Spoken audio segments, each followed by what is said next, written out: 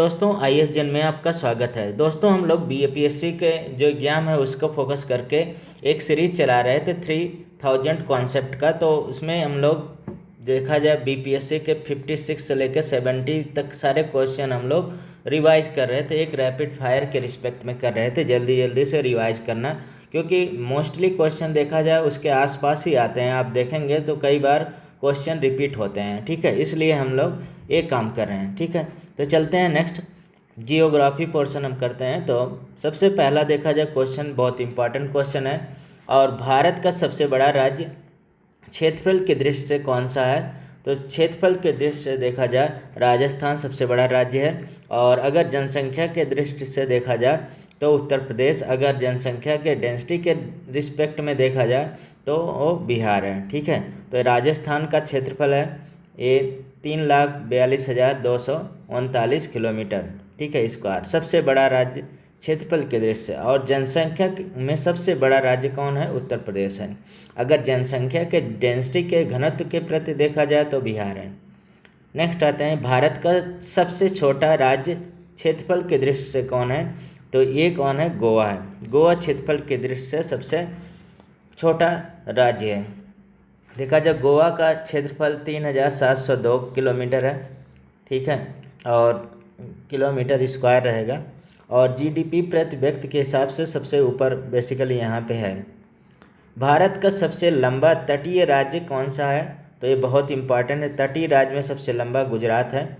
और गुजरात, और देखा जाए यहाँ पे गुजरात का तटीवर्ती जो क्षेत्रफल है वो 1600 किलोमीटर है। भारत का सबसे लंबा तटीय राज्य है। और नेशनल मेरीटाइम हेरिटेज कॉम्प्लेक्स यहाँ पे बन रहा है गुजरात में, लोथल में। और लोथल क्या है? दुनिया का सबसे पहला डॉकयार्ड था, बंदरगाह था, ठीक है। भारत की सबसे लंबी नदी कौन सी है? तो भारत की सबसे लंबी नदी कौन है? गंगा है। और गंगा देखा जाए 2525 किलोमीटर लंबाई है इसका। गंगा नदी भारत की सबसे लंबी नदी है। और गंगा का उद्गम कहाँ से? गंगोत्री ग्लेशियर जो भागीरथी से होता है। भारत की दक्षिण गंगा, ऐसा क्वेश्चन कई बार आ गया है। तो भारत की दक्षिण गंगा किसे बोला जाता है? तो गोदावरी नदी को बोला जाता है, ठीक है। और गोदावरी नदी का जो देखा जाए लंबाई है 1465 किलोमीटर है। दक्षिण की सबसे लंबी नदी में ये गिना जाता है। महाराष्ट्र से निकल के बंगाल की खाड़ी में गिरता है, यानी कि ईस्ट की तरफ इसका गिरना होता है। सतलज नदी का उद्गम कहाँ पे है? ऐसा क्वेश्चन आया था BPSC 61 में। तो ये मानसरोवर झील से है, मानसरोवर झील से है। और सतलज नदी का उद्गम राकसताल मानसरोवर के पास तिब्बत से होता है। नर्मदा और ताप्ती नदियाँ किस दिशा में बहती हैं? तो ये वेस्ट के साइड में बढ़ती हैं। और पश्चिम की दिशा में, तो यहाँ पे पश्चिम की दिशा में होगा। और ये बेसिकली क्या बनाते हैं? और ये एस्चुरीज बनाती हैं। और ईस्ट के साइड में डेल्टाज बनाते हैं। नर्मदा, ताप्ता, ये सब क्या है? बेसिकली रिफ्ट वैली नदियाँ कहलाती है। पश्चिम की ओर अरब सागर में जाके गिरती हैं। भारत की अधिकतर नदियाँ पूरब की ओर बहती हैं, लेकिन कुछ नदियाँ क्या है? पश्चिम की ओर बहती हैं। कावेरी नदी का उद्गम कहाँ? ऐसा क्वेश्चन, तो ये ब्रह्मगिरी कर्नाटक में है कावेरी नदी का उद्गम, ठीक है। तो ये आंसर हो जाएगा C। और कावेरी का उद्गम ब्रह्मगिरी पहाड़ियों से है। और यह कर्नाटक और तमिलनाडु की एक जीवन रेखा के रूप में जाना जाता है। सियाचेन ग्लेशियर कहाँ पे है? तो ये लद्दाख में अब है, लद्दाख यूनियन टेरिटरी में है सियाचेन। और दुनिया का सबसे ऊंचा कह सकते हैं युद्ध क्षेत्र है। और सियाचेन ग्लेशियर काराकोरम रेंज में आता है। और भारतीय सेना ने यहाँ ओमन ऑफिसर भी इस समय तैनात किया है। ये एक तरह से करंट अफेयर के रिस्पेक्ट में हो गया। भारत का सबसे बड़ा डेल्टा कौन है? तो ये तो गंगा और ब्रह्मपुत्र डेल्टा, जिसे हम लोग सुंदरबन डेल्टा बोला जाता है, वही सबसे बड़ा डेल्टा है। और दुनिया का सबसे बड़ा डेल्टा यह कहलाता है सुंदरबन डेल्टा। और विश्व धरोहर यानी कि यूनेस्को के लिस्ट में भी ये है।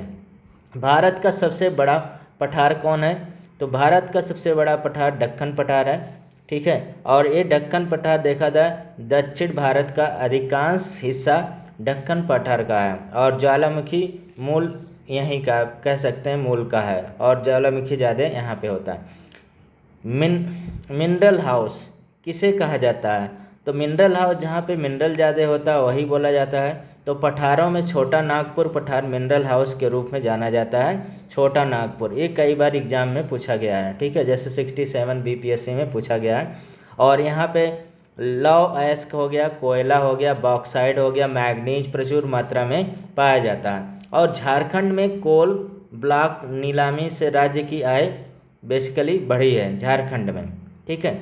अब देखा जाए थार मरुस्थल किस राज्य में है, तो थार मरुस्थल देखा जाए सबसे दुनिया का सबसे डेंस मरुस्थल बोला जाता है और ये राजस्थान राज्य में आता है, ठीक है, थार। तो अब थार को ग्रेट इंडियन डेजर्ट भी बोला जाता है और पश्चिम राज्य और कुछ हिस्सा पाकिस्तान में भी थार का आता है। भारत का सबसे ऊंचा पर्वत शिखर कौन सा है, तो एक K2 गैडविन एस्टिन है, यही सबसे ऊंचा है और 8611 किलोमीटर अरे मीटर है सॉरी। और KT गैडविन एस्टिन काराकोरम रेंज में ही आता है। भारत का सबसे ऊंचा पर्वत शिखर क्या है, लद्दाख। और बेसिकली ये क्या है, पाक ऑक्युपाई क्षेत्र में आता है। भारत में पूरी तरह स्थित सबसे ऊंचा देखा जाए पूरी तरह तो ये कंचनजंगा है। और अगर भारत में पूछा K2 ही आता है, ये पाकिस्तान ऑक्युपाई कश्मीर वाला पार्ट में आता है K2 गैडविन एस्टिन, क्योंकि काराकोरम रेंज में आता है। चिल्का झील, चिल्का झील कई बार एग्जाम में आया है, कई बार हम लोग पढ़ चुके हैं। तो ये उड़ीसा का है और ये रामसर वेटलैंड साइट भी है और एशिया का सबसे बड़ी खारे पानी की झील है और प्रवासी पक्षियों का एक ठिकाना भी है, ऐसा भी एग्जाम में क्वेश्चन आ चुका है, ठीक है। भारत का धान का कटोरा किस राज्य को कहा जाता है, तो ये छत्तीसगढ़ को भारत का धान का कटोरा कहा जाता है, ठीक है। ऐसा नहीं कि वहाँ पे एकदम बहुत ज़्यादा, लेकिन प्रचुर मात्रा में यहाँ पे उगाया जाता है। यहाँ धान की खेती सबसे अधिक होती है, इसीलिए धान का कटोरा बोला जाता है। वैसे तो अगर नंबर 1 पे देखा जाए तो वेस्ट बंगाल है। भारत में चाय उत्पादन में कौन सा राज्य प्रथम है, तो असम राज्य प्रथम है चाय उत्पादन में। ये कई बार एग्जाम में क्वेश्चन आ चुका है, ठीक है। और भारत का लगभग 50% चाय उत्पादन असम से ही होता है। और भारत अब दुनिया का दूसरा सबसे बड़ा चाय निर्यातक क्या हो गया, कंट्री हो गया। 2024 का ये रिकॉर्ड है। तो काफ़ी उत्पादन में भारत का अग्रणी राज्य कौन है, कर्नाटक है। और देखा जाए कर्नाटक लगभग 70% काफ़ी उत्पादन करता है भारत का। कर्नाटक तो सबसे नंबर 1 पे ही है बड़ी बहुत दिनों से। और इसका मेन जो चिकमगलूर है, काफ़ी का एक गढ़ कहा जाता है चिकमगलूर। अगर आप जाएं तो वहाँ पे देखा जाए काफ़ी एक गढ़ बोला जाता है, ठीक है। काजू उत्पादन में भारत का अग्रणी राज्य कौन है, महाराष्ट्र है। काजू उत्पादन में सबसे अग्रणी राज्य कौन है, महाराष्ट्र है। और महाराष्ट्र काजू उत्पादन में प्रथम राज्य है। और केरल और गोवा में भी कुछ उत्पादन होता है यहाँ पे, लेकिन महाराष्ट्र सबसे नंबर 1 पे है काजू उत्पादन में। सर्वाधिक कोयला उत्पादन वाला राज्य कौन है, तो झारखंड। कोयला उत्पादन में झारखंड है सर्वाधिक पहले नंबर पे। अब देखा जाए झारखंड उड़ीसा मिलाकर भारत का आधे से ज़्यादा कोयला उत्पादन करते हैं। और कोल इंडिया ने झारखंड में नई खदानें भी खोली हैं, ठीक है। 2024 का एक डेटा है। भारत का सबसे अधिक वर्षा वाला स्थान कौन सा है, तो मुंशीराम है सबसे अधिक। पहले चेरापूंजी हुआ करता था, अब मुंशीराम है और ये मेघालय में स्थित है। और यहाँ पे देखा जाए 11,872 मिलीमीटर तक औसत वर्षा हो जाता है, एवरेज जो रेनफॉल है। दुनिया का सबसे अधिक वर्षा वाला स्थान है, यानी कि हाईएस्ट अगर देखा जाए मैक्सिमम वेट साइट कौन है, मुंशीराम है। तो चेरापूंजी ये पहले था, लेकिन अब मुंशीराम हो गया मेघालय में। भारत का सबसे शुष्क ड्राई स्थान कौन है, तो ये लेह लद्दाख है। ड्राई स्थान कहाँ पे, जहाँ पे सबसे कम बारिश होता है उसे ड्राई बोला जाता है, यानी कि डिजर्ट बोला जाता है। अगर इवोपोरेशन मोर देन प्रेसिपिटेशन होता है उसे हम लोग डिजर्ट बोला जाता है। तो यहाँ पे लेह क्षेत्र में वर्षा क्या होगा, लेस देन 10 सेंटीमीटर वार्षिक होता है। और थार मरुस्थल में शुष्क, परंतु लद्दाख और ये बहुत ज़्यादा शुष्क हैं, ठीक है। 2 तरह के डिजर्ट होते हैं, कोल्ड और हॉट डिजर्ट। तो कोल्ड डिजर्ट में कह सकते हैं लद्दाख है, पूरे डिजर्ट में लद्दाख क्या सबसे कम बारिश वाला है। मानसून भारत में किस दिशा से प्रवेश करता है, तो सबसे फेमस है क्वेश्चन ए का साउथ और वेस्ट दिशा में प्रवेश करता है, ऐसे जाता है। तो ये दक्षिण और पश्चिमी हो जाएगा, दक्षिण और पश्चिमी, पहला ऑप्शन सही हो जाएगा। दक्षिण पश्चिमी मानसून क्या, अरेबियन सी शाखा और बंगाल की खाड़ी शाखा, और जून से लेकर सितंबर तक एक चलता है। ठीक है। शीत शीत ऋतु में भारत में वर्षा का मुख्य कारण कौन होता है? तो ये पश्चिमी विक्षोभ होता है, पश्चिमी विक्षोभ जो आता है। ठीक है। तो उसी की वजह से होता है। पश्चिमी विक्षोभ में क्या भूमध्य सागर क्षेत्र से आता है, और पंजाब हो गया, हरियाणा, उत्तर भारत में शीतकालीन में कभी कभी वर्षा होता है, आप देखे होंगे। 2025 की जनवरी में भी पश्चिमी विक्षोभ के कारण बर्फबारी और बारिश हुई। ठीक है। और भारत में काली मिट्टी और किस फसल के लिए प्रसिद्ध है? जिसे रेगुर भी बोला जाता है, कपास के लिए प्रसिद्ध है। ठीक है। तो ये ऑप्शन हो गया काली, जिसे हम लोग रेगुर मिट्टी बोलते हैं, कपास की खेती के लिए सबसे उपयुक्त होता है, और सबसे ज़्यादा ये वाटर भी संचित करता है, क्योंकि water holding capacity inversely proportional size of soil particle होता है। अगर मतलब कि सॉइल के पार्टिकल का साइज छोटा है तो वाटर होल्डिंग कैपेसिटी ज़्यादा होगा। भारत का सबसे अधिक गेहूं उत्पादन करने वाला राज्य कौन है?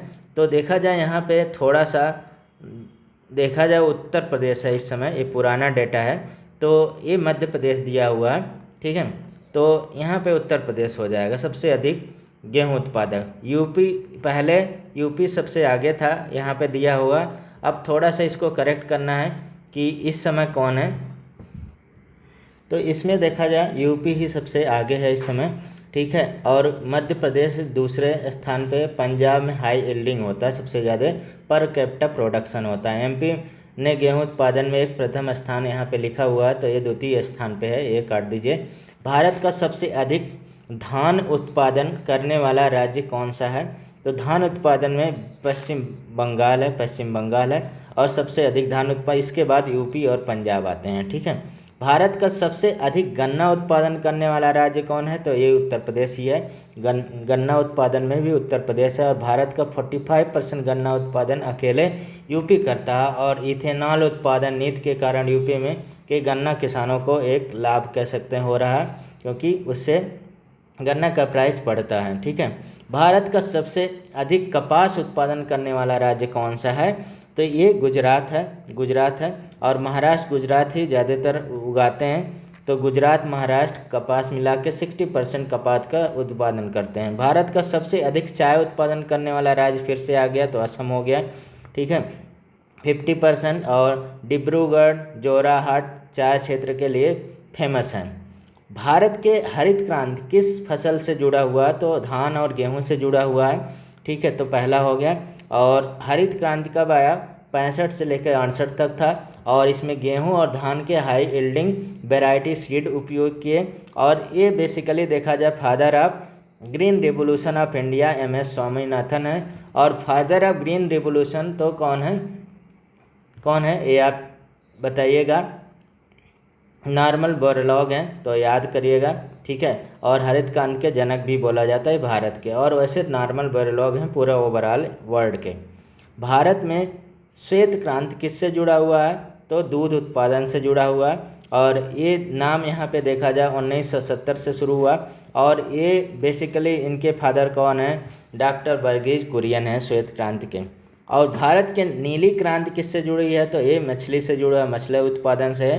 तो पहला ऑप्शन हो गया, यानी कि मत्स्य उत्पादन और समुद्र उत्पादन। ठीक है। भारत अब विश्व का 3rd लार्जेस्ट फिश प्रोडक्शन है। भारत में पीली क्रांति किससे है? तो तिलहन से उत्पादन है। जैसे देखा जाए सरसों या तिलहन हो गया, पीली क्रांति तेल और तिलहन से रिलेटेड है। सुनहरी क्रांति कौन है? शहद और बागवानी से जो मिलता है उसे हम लोग सुनहरी क्रांति बोलते हैं। तो हनी और हार्टिकल्चर इसमें सुनहरी क्रांति में आता है। नेक्स्ट, भारत का सबसे अधिक बॉक्साइट उत्पादक राज्य कौन सा है? तो ये उड़ीसा है, सबसे अधिक बॉक्साइट उत्पादक राज्य उड़ीसा है। और यहाँ पे देखा जाए 50% बॉक्साइट का उत्पादन होता है। नेक्स्ट आते हैं, भारत का सबसे अधिक लौह अयस्क उत्पादक कौन है?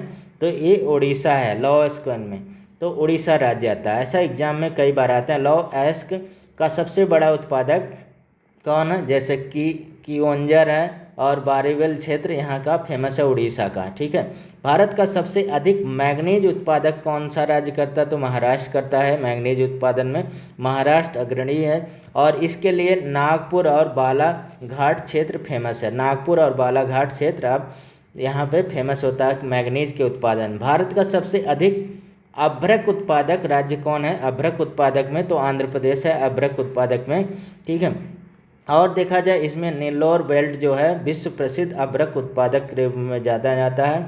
और अभ्रक निर्यात में भारत अभी भी विश्व में टॉप 3 में आता है, ठीक है। भारत में कोयला का सबसे बड़ा भंडार किस क्षेत्र में है?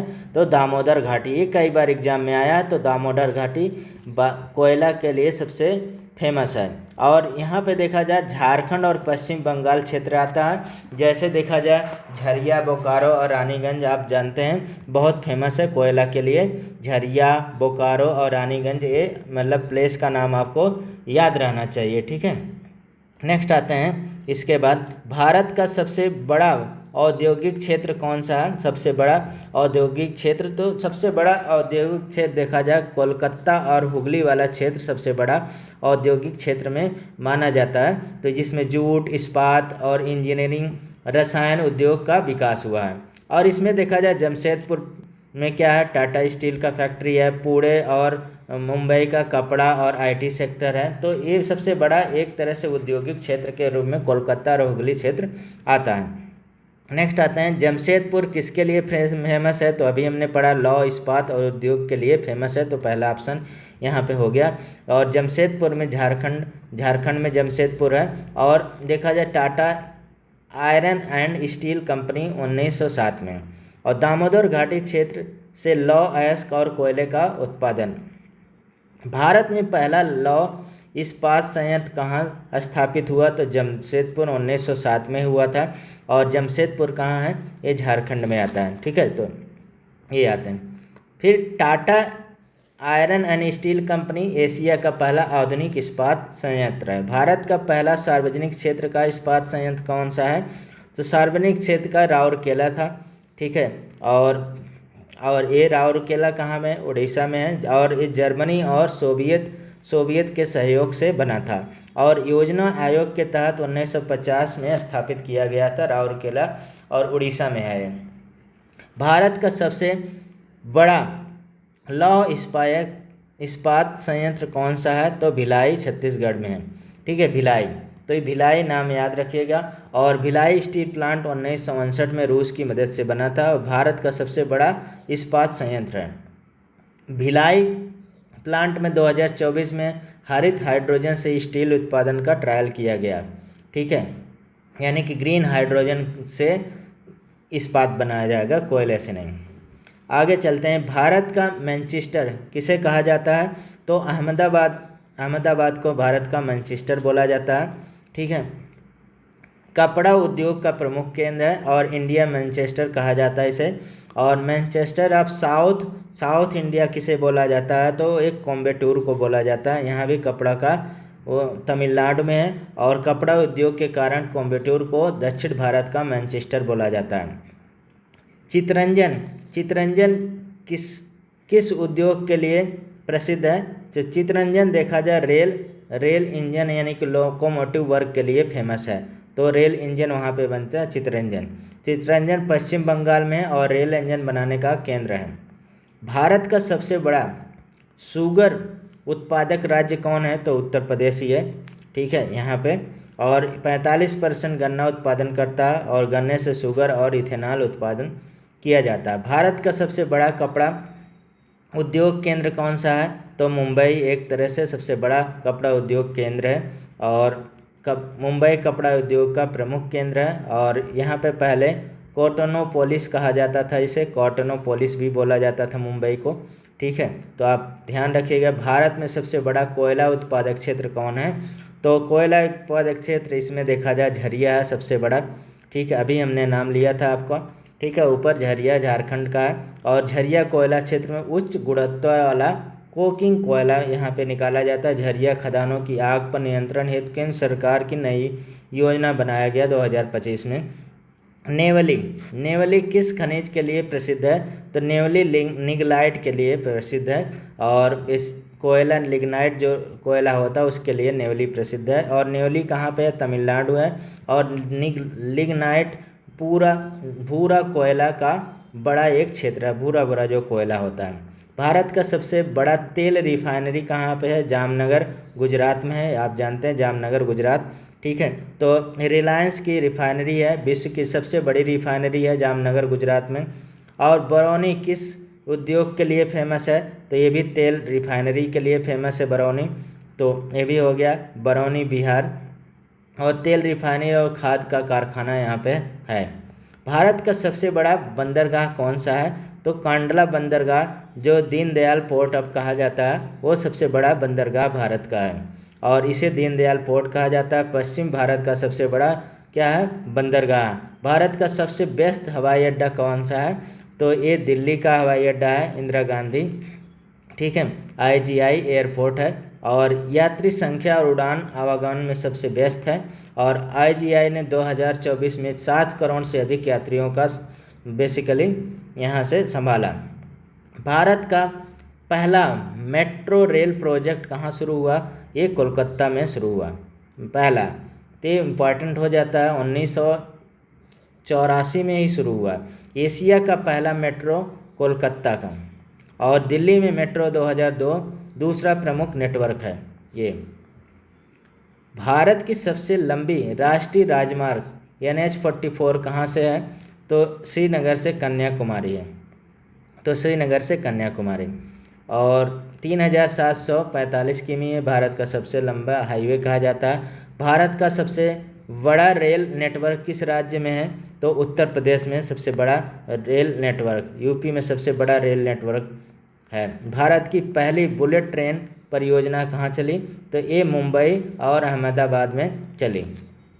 तो जापान के सहयोग से चला था और लक्ष्य 2028 तक पूरा करना। ये क्या है? बेसिकली भारत की पहले बुलेट ट्रेन परियोजना चली और 2025 में अहमदाबाद और वलसाड के बीच में ट्रायल रन संभावना है ये। आगे चलते हैं। भारत की सबसे ऊंची चोटी कौन सी है जो पूरी तरह से भारत में स्थित है? तो इसमें कंचनजंगा हो गया। जैसे K2 है तो ये POK के एरिया में आता है, इसलिए हम लोग कंचनजंगा इसमें लगाएंगे। 8,598 मीटर है ऊंची है। और K2 क्या है? 8,611 मीटर भारत की सबसे ऊंची है, लेकिन वह POK और चीन क्षेत्र में आता है। पूरी तरह से भारत सिक्किम में कंचनजंगा है, ठीक है। आ गया नंदा देवी बायोस्फीयर रिजर्व किस राज्य में है? तो उत्तराखंड में है, उत्तराखंड में। और देखा जाए 7,816 मीटर के ऊंचाई पे भारत की दूसरे सबसे ऊंची चोटी भी है नंदा देवी। और यूनेस्को देखा जाए वर्ल्ड हेरिटेज साइट भी है कंचनजंगा के बाद। वैसे तो K2 कंचनजंगा फिर नंदा देवी आता है।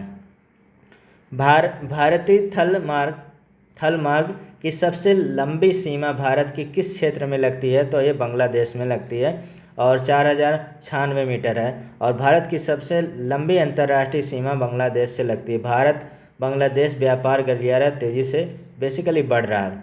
भारत का कौन सा राज्य द्वीप समूह है? तो इसमें अंडमान निकोबार द्वीप समूह है।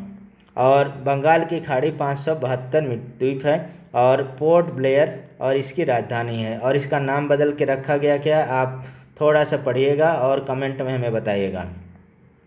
भारत का कौन सा क्षेत्र रेड साइल के लिए प्रसिद्ध है? तो ये तमिलनाडु है, तमिलनाडु। रेड साइड क्या है? लौह तत्व की अधिकता है और दक्षिण भारत में तमिलनाडु, आंध्र प्रदेश, कर्नाटक में पाए जाते हैं।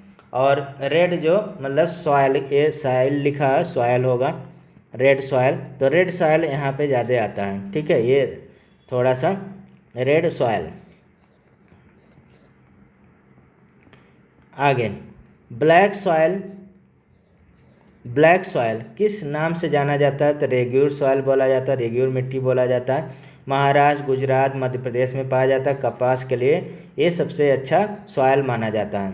बिहार की सबसे लंबी नदी कौन सी है? तो बिहार की सबसे लंबी नदी, इंडिया की भी सबसे लंबी नदी गंगा है और बिहार की भी सबसे लंबी नदी गंगा है। और 445 किलोमीटर बिहार में ये बहती है। और गंगा उत्तर बिहार और दक्षिण बिहार को अलग भी करती है एक तरह से। गंगा जल परियोजना से बिहार को 9 जिलों में पाइपलाइन पानी पहुंचाया गया। और बिहार की कोसी नदी को किस नाम से जाना जाता है? तो बिहार के शोक, क्योंकि ये अपना रास्ता बहुत तेज़ी से बदलता है, इसलिए इसे बिहार का शोक बोला जाता है। और बार बार धारा बदलने और बाढ़ लाने के कारण इसे बिहार का शोक बोला जाता है।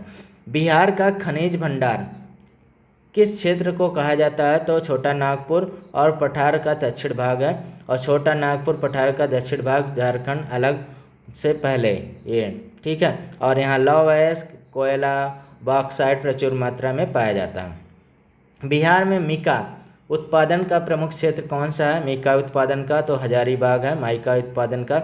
और माइका जो है, माइका सबसे ज़्यादा उत्पादन हजारीबाग अब झारखंड में है, तो यहाँ पे हजारीबाग हो गया। तब बिहार यहाँ नहीं, क्योंकि पुराना क्वेश्चन है, ठीक है। तो यहाँ पे क्या होगा? झारखंड का, या कह सकते हैं माइका का सबसे बड़ा उत्पादक हजारीबाग है। और बिहार झारखंड क्षेत्र विश्व प्रसिद्ध माइका उत्पादन केंद्र था। और बिहार का कौन सा जिला चावल का कटोरा बोला जाता है? बिहार का तो ये पश्चिम चंपारण चावल का कटोरा के रूप में जाना जाता है। बहुत इंपॉर्टेंट क्वेश्चन हो जाता है। और धान की खेती सबसे अधिक होती है पश्चिम चंपारण है। बिहार का कौन सा जिला ये लीची के लिए प्रसिद्ध है? लीची के लिए तो ये मुजफ्फरपुर प्रसिद्ध है। और यहाँ पे शाही लीची पाया जाता है, लीची विश्व प्रसिद्ध है। और जीआई टैग भी मिला है शाही लीची के लिए। बिहार का कौन सा क्षेत्र रेशम उत्पादन के लिए प्रसिद्ध है? तो रेशम उत्पादन के लिए भागलपुर प्रसिद्ध है। और यहाँ पे सिलिका सिटी ऑफ इंडिया भी भागलपुर को बोला जाता है। और नेक्स्ट आते हैं, कौन सा जिला मेथा पुदीना उत्पादन के लिए प्रसिद्ध है? सीतामढ़ी पुदीना उत्पादन के लिए प्रसिद्ध है बिहार का। तो सीतामढ़ी और दरभंगा क्षेत्र में क्या है? पुदीना उत्पादन तेल बहुत ज़्यादा होता है, इसलिए प्रसिद्ध है। बिहार का सबसे बड़ा उद्योग कौन सा है? तो शुगर उद्योग बिहार का भी एक तरह से सबसे बड़ा उद्योग बोला जाता है, ठीक है। उत्तर बिहार शुगर बेल्ट है, जैसे चंपारण हो गया, मुजफ्फरपुर हो गया, समस्तीपुर हो गया, ये सब। और बिहार सरकार ने इथेनॉल प्लांट भी लगाने की घोषणा किया है, जिससे किसानों को और थोड़ा सा फायदा हो। विश्व का सबसे बड़ा द्वीप कौन सा है? तो ग्रीनलैंड है। अब वर्ल्ड जियोग्राफी का ग्रीनलैंड है। और ये ग्रीनलैंड देखा 2.16 मिलियन किलोमीटर स्क्वायर में फैला हुआ डेनमार्क के अधीन है ग्रीनलैंड। और विश्व की सबसे लंबी नदी कौन सी है?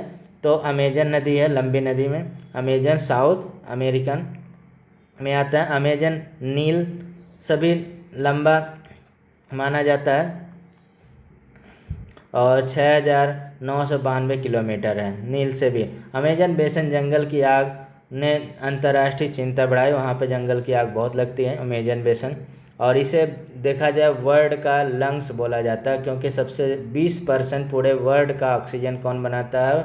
अमेजन फॉरेस्ट बनाता है। विश्व का सबसे ऊंचा जलप्रपात कौन है? तो एंजल फॉल्स है और वेनेजुला में है ये एंजल फॉल्स ये। और विश्व का सबसे बड़ा मरुस्थल कौन सा है? तो ये अंटार्कटिका का है सबसे बड़ा मरुस्थल, सबसे बड़ा डिजर्ट बोला जाता है। और ये कोल्ड डिजर्ट में आया है, बर्फ़ से ढका हुआ लेकिन वर्षा बहुत कम होता है, पोलर डिजर्ट बोला जाता है। विश्व का सबसे बड़ा महासागर कौन सा है? तो ये प्रशांत महासागर विश्व का सबसे बड़ा महासागर है। अब आते हैं, और सबसे बड़ा गहरा बिंदु जो मैरियाना ट्रेंच है, आप जानते हैं इसे, बहुत फेमस है।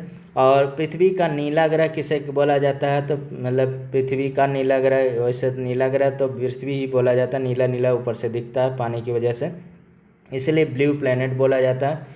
क्योंकि इसकी सतह पर 71% भाग क्या है? जल से ढका हुआ है, इसलिए नीला दिखता है। विश्व का सबसे बड़ा महासागर प्रशांत महासागर, कई बार एग्जाम में आ चुका है। और सबसे गहरा बिंदु यहाँ पे मैरिना ट्रेंच है और 11,034 मीटर का है, गहरा है। प्रशांत रिंग ऑफ फायर किसे बोला जाता है? और ये ज्वालामुखी और भूकंप के लिए फेमस होता है रिंग ऑफ फायर, वहीं पे सबसे ज़्यादा ज्वालामुखी विस्फोट और भूकंप आता है, इसीलिए रिंग ऑफ फायर बोला जाता है। और एल्पस पर्वत किस महाद्वीप में है? तो यूरोप में है एल्पस पर्वत, ये भी कई बार आया हुआ एग्जाम में। और स्विट्जरलैंड, इटली, फ्रांस, जर्मनी और ऑस्ट्रिया में फैला हुआ है एल्पस पर्वत। सहारा मरुस्थल कहाँ पे है? सहारा मरुस्थल देखा जाए अफ्रीका में आता है, ठीक है, तो बी ऑप्शन हो गया। विश्व का सबसे बड़ा गर्म मरुस्थल होगा और 9.2 मिलियन किलोमीटर का है स्क्वायर का। नाइल नदी किस देश से निकलती है? तो युगांडा और लेक ऑफ विक्टोरिया से निकलती है नाइल नदी। ठीक है, ये भी कई बार एग्जाम में पूछा गया। और नील नदी विश्व का सबसे लंबी नदियों में से एक है। देखा जाए, अभी हमने अमेजन, तो कभी कभी अमेजन और इसमें थोड़ा सा है, हमने डेटा दे दिया तो अमेजन थोड़ा लंबा माना जा रहा है, नील से थोड़ा सा यहाँ पे डिफरेंट है। विश्व की एक तरह से जीवनदायिनी यही नील ही नदी है।